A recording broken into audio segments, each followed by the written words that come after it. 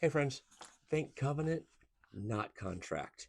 That's going to be a thought for our Bible reading plan today. If you want one of these, let me know. We're on day 5.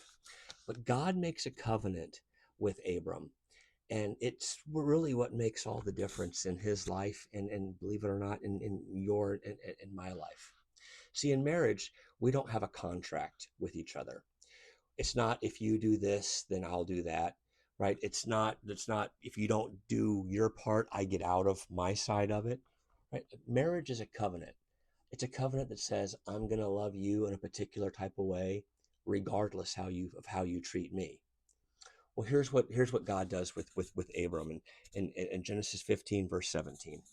It says, the sun had set and darkness had fallen. A smoking pot with a blazing torch appeared and passed between the pieces. This was of the pieces of God had Abraham sacrifice some animals to be able to make this covenant with him. It says, on that day, the Lord made a covenant with Abram and said, to your descendants, I give this land, from the Wadi of Egypt to the great river of the Euphrates, the land of a bunch of people groups that I can't pronounce their name.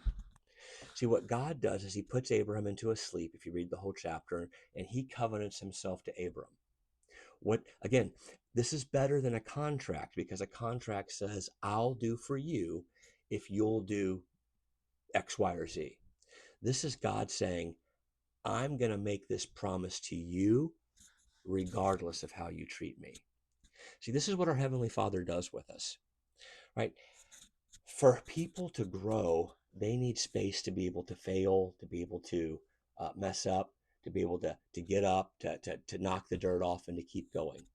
That's why God covenants himself towards us. He doesn't make a contract. He doesn't say, if you don't fulfill your end of the bargain, you're done, you're out. People don't grow in situations of manipulation or obligation. It's when we have the space to fail and still be loved that we have the chance to become the best versions of ourselves.